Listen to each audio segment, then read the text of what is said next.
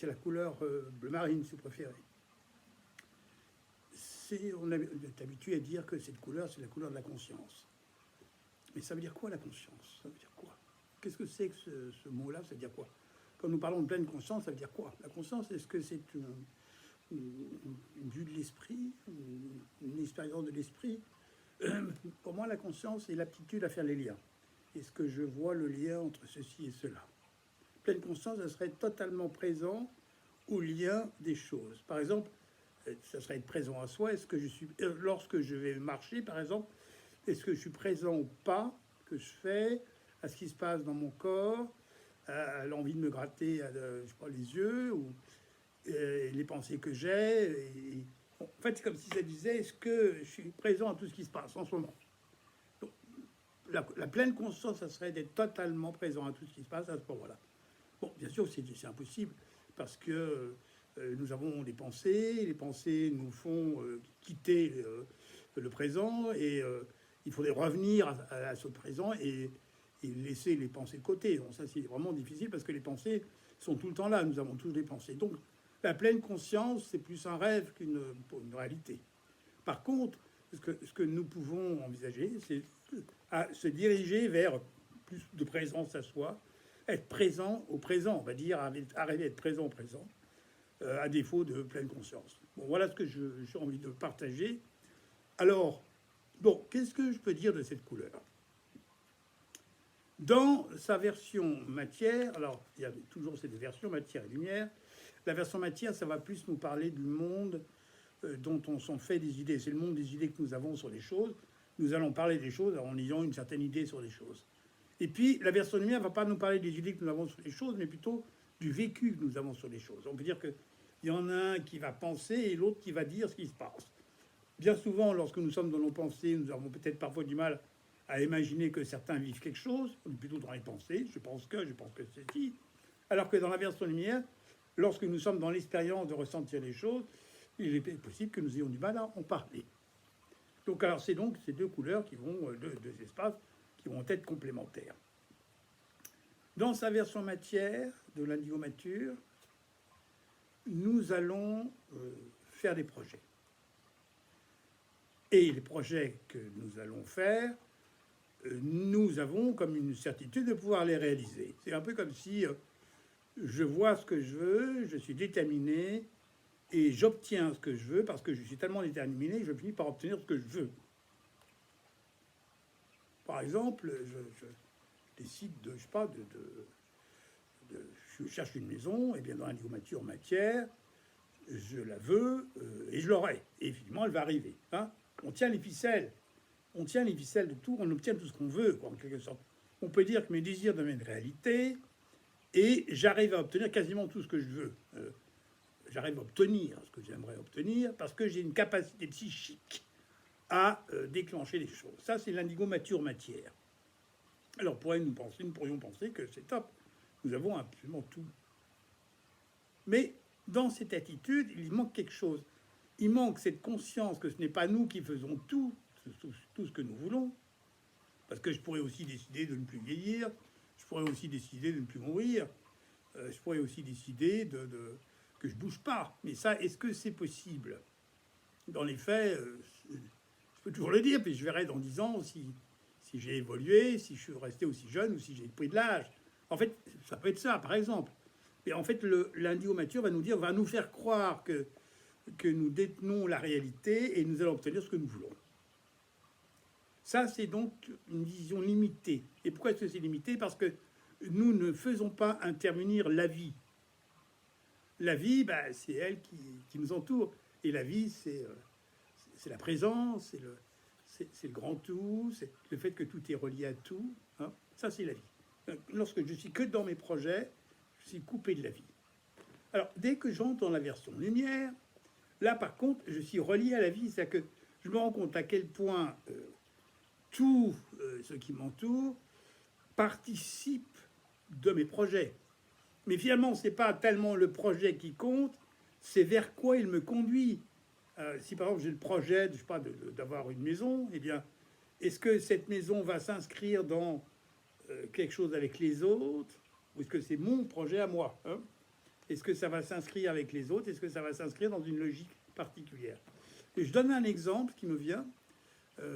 L'arbre, par exemple, lorsque la production d'arbres, lorsqu'un arbre fait des fruits, les fruits, je peux me dire, oh, bah, c'est grâce à moi, si ça pousse bien comme ça, ou j'ai ma culture, mes champs, c'est grâce à moi que ça pousse si bien. Oui, c'est vrai, c'est peut-être aussi grâce à toi, mais c'est aussi grâce au temps qu'il fait, à la vie en général, à ce qui se passe et les mouvements de vie, peut-être aussi l'état d'esprit dans lequel je suis. Hein. En permaculture, c'est important, l'état d'esprit de celui qui cultive la terre, qui s'occupe des vignes, est fondamental pour une bonne récolte. C'est pas que je veux que ça marche. Hein. C'est aussi comment je m'y prends pour que ça marche. Donc, cet indigo mature va nous parler d'une façon d'être là, beaucoup plus large, beaucoup plus consciente, beaucoup plus qui considère l'ensemble des choses, qui concerne le tout et surtout qui va concerner la vie aussi. Vous voyez, donc le matière va nous dire je veux ceci, lumière va dire oui, mais tu ne peux pas vouloir quelque chose sans tenir compte des autres, sans percevoir aussi que qu'est-ce que tu vas être amené à vivre si tu as ceci. Et je me souviens quand j'étais plus jeune, j'avais été invité à passer des vacances dans une maison de rêve sur la Côte d'Azur, avec une très belle piscine en marbre. Enfin, c'était un très beau lieu. Et je m'étais dit, mais je m'étais pas vraiment... Ça n'a pas été forcément une bonne expérience, parce que c'était sympathique, c'était agréable. Mais je me suis rendu compte que c'était pas un projet de vie que j'avais. Donc, j'ai jamais eu ce projet d'avoir une piscine, parce que je me suis rendu compte que c'était pas ça qui me faisait le plus évoluer, qui me faisait le plus de bien. Ce qui me faisait le plus évoluer, c'était dans un lieu à ma mesure, où j'avais plutôt la paix, où il y avait le silence, et où il y avait la possibilité de côtoyer des personnes en évolution, plus que d'être isolé dans ma campagne, loin de tout. En quelque sorte, c'est ça. Donc, eh bien, le projet de vie, il sera difficile de le savoir dès le démarrage, de connaître son projet dès le démarrage, parce qu'il va y avoir l'environnement, et surtout qu'est-ce que ça peut m'apporter, et qui vont être considérables. Donc, c'est-à-dire le vécu. Alors, j'en profite pour revenir sur cette deux versions matière et lumière. Nous manquons terriblement d'expérience, de conscience de l'expérience. Nous manquons terriblement de réalité dans l'expérience du sens de la vie. Cette présence qui est au-delà de nous-mêmes, le soi ou bien l'âme, hein, dont je parlais dans une vidéo précédente, c'est avant tout un rendez-vous. Ce n'est pas une croyance, c'est un rendez-vous. C'est donc un état d'être. C'est-à-dire que lorsque je suis dans ce plan-là, je reçois, je me sens inspiré, et lorsque je crée, je fais des choses qui ont du sens, et lorsque je suis avec les autres, je suis en paix avec moi-même. Le rendez-vous de cet indigo est avant tout une expérience.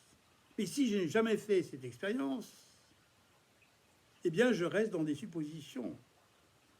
Ben oui, le chemin spirituel, c'est avant tout des suppositions. Alors, les suppositions, c'est des croyances. Alors, bien sûr que je peux changer de croyance, mais je reste dans le monde des croyances.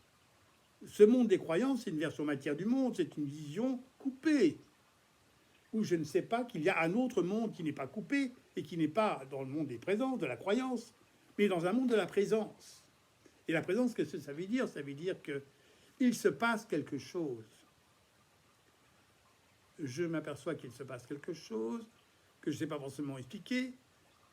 Il se passe quelque chose que je ressens. Et ce qui se passe, c'est la présence. Je suis présent à quelque chose. J'observe les pensées qui montent, j'observe ce qu'elles font, j'observe mes peurs et ce qu'elles me font. J'observe ce que ça fait, ce qui se passe. Et non pas qu'est-ce que j'en pense, mais qu'est-ce qui se passe. Eh bien, là, l'important, c'est d'arriver à entrer dans ce qui se passe.